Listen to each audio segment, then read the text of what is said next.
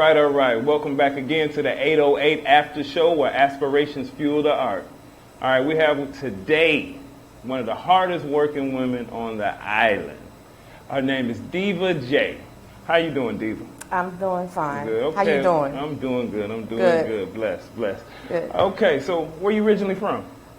I'm originally from Opelousas, Louisiana. Okay. Let's give it up for Opelousas in the house. All right. Yes, I moved here from New Orleans. My second home, in Hawaii is my third home, and I love it. Ain't nothing wrong with that. Okay, so how long have you been on the island? Actually, this is my second time here. This time around, it's going to be going on 4 years. 4 years, okay. Yes. So now, like we asked everybody, as an artist, how has it been for you here, pursuing your career? And we know that when I say you're the hardest working woman, because she performs daily on the boulevard in front of thousands of people. And so how has that experience been for you? Definitely something that I was never expecting. When I first decided to do it, I was just like, oh, it's going to be fun, just something just to do to pass the time, because I always knew I could sing from a child. Okay. And once I started doing it, then I realized, hey, I could actually stop people in their tracks that weren't even thinking about stopping to listen to any type of music or anything. And then I realized that it went beyond that, where I was actually meeting people from all around the world. Oh, okay. It got to the point where they were coming back from Korea, Japan, places I haven't even heard of before. They were coming back with their families to come and listen to me sing. Right, beautiful. Okay. So in experiencing all that, have you found it to be a lot easier over here pursuing your career, or has it been a challenge as far as taking it to the next level that you're trying to go to?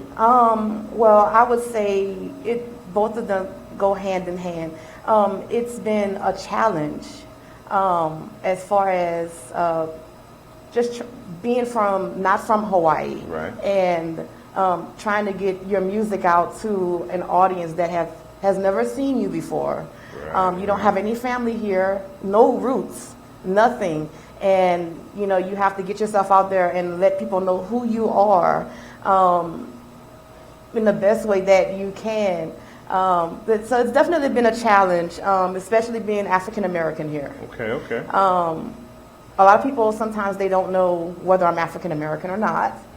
So some people, they try to decide, should I listen to her? Shouldn't I listen to her? And some people just don't care. And it's also been a humbling experience, because it's given me that strength that I didn't know I had inside of me to continue to pursue a dream that I had, no matter what obstacles are in my way. Cool.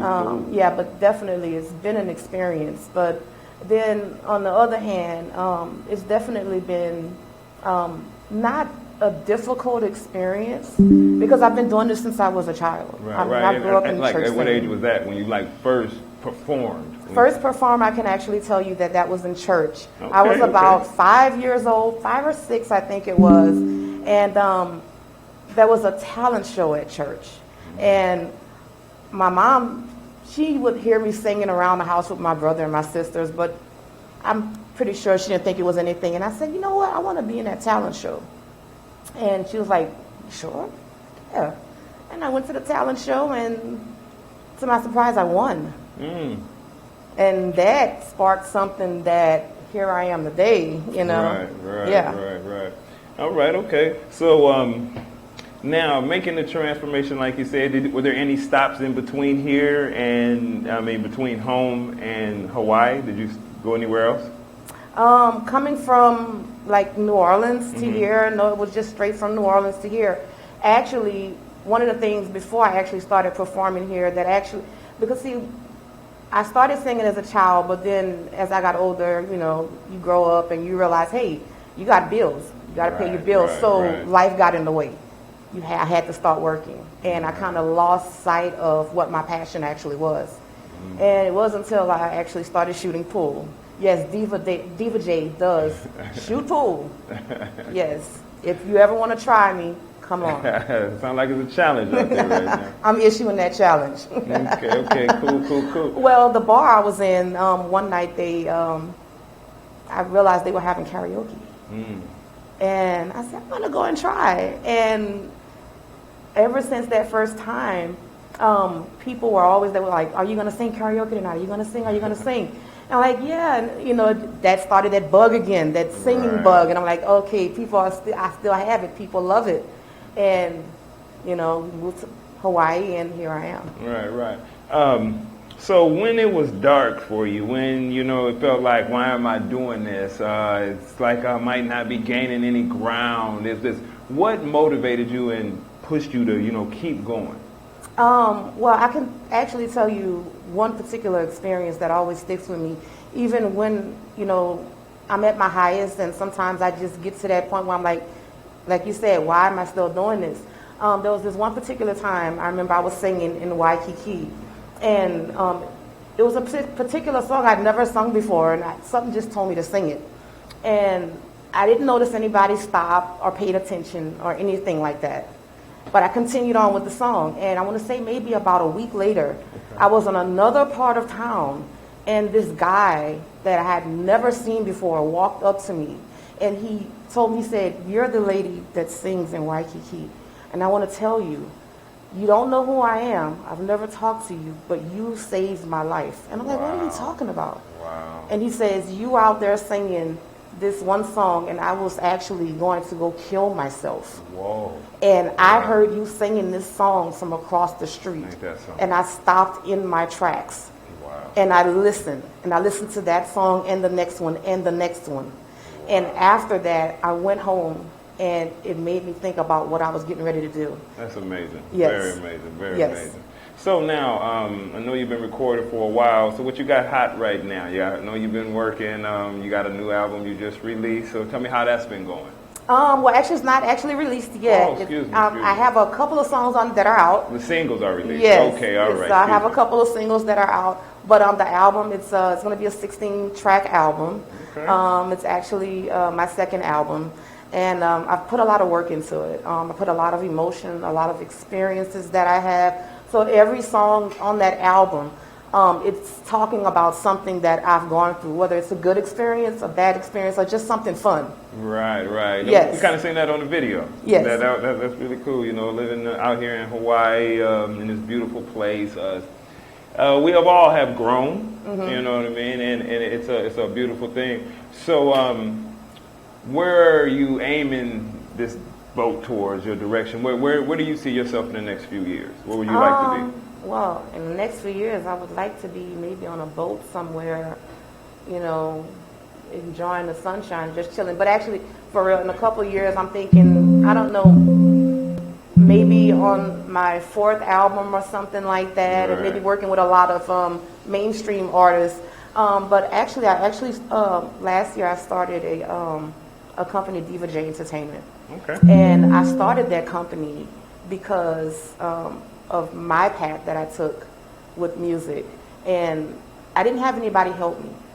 I didn't know anything about what it was that I needed to do. Everything that I have done so far, and a lot of people might think that it's not a lot, it's a lot when you're doing it by yourself and you're researching. And I've met a lot of people. I've met a lot of people that are trying to do the same thing, and they don't know where to go. They're talented. So I'm getting in to learn about what I know and teach them. And everything that I have, I'm going to give to them. So I have a couple of people that I'm working with for that. So we always need to pass it on, especially to someone else that shares the dreams and the same aspirations that we do. And we know that is one of the key components in music. Someone passing it on to you, or someone telling you, "Hey, you can do it. Keep going." So we're going to get to, you're going to perform today. Okay, that's what we're looking forward to that. So now, as far as you performing on the boulevard and making the transition to the stage, is that been difficult, or has it helped? Does it, what does it do for you?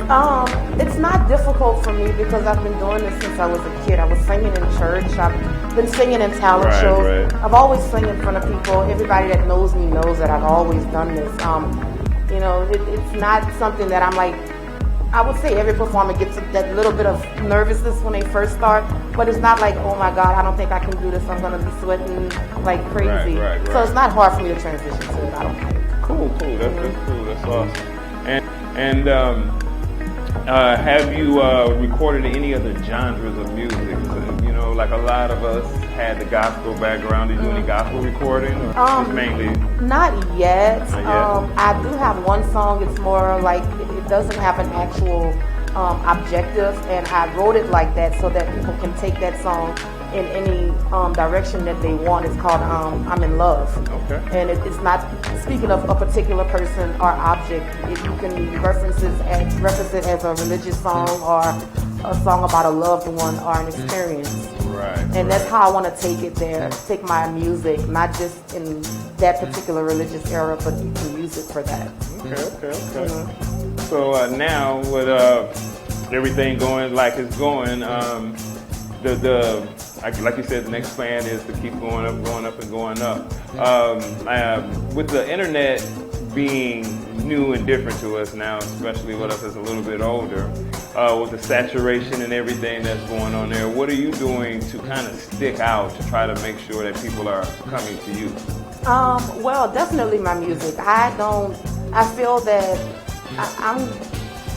what I do is I try not to listen to too much music on the radio. Okay. Because I feel that's going to come out in my music. So I want to be original.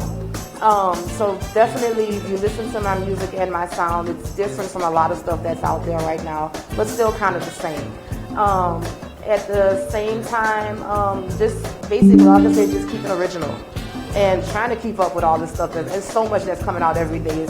I'm not 16 years old anymore, but I'm trying to keep up. I hear that. But, hey, it's still out there for all of us. Right. So if somebody wants to get in touch with you for bookings or want to, listen to more of your music, how do we get in touch with you?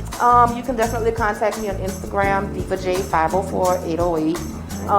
You can also contact me at my email, divaj80 or at outlook.com, or divajentertainment@outlook.com. I also have an event coming up next week at Chris LeDree's Art Gallery. I'm going to be performing there a couple of times a week. You can check me out there. And I'm also going to be doing a couple of festivals out here, so you can check that out. And I have a couple of things coming up in the mainland. Okay. And also, check me out because I might be coming to the big screen soon. Hey, I hear that. All right. It was nice having you here. We're going to go ahead and get you set up here so everybody can hear you perform. Okay. All right. How much time we got there, Shango? We're good? Okay.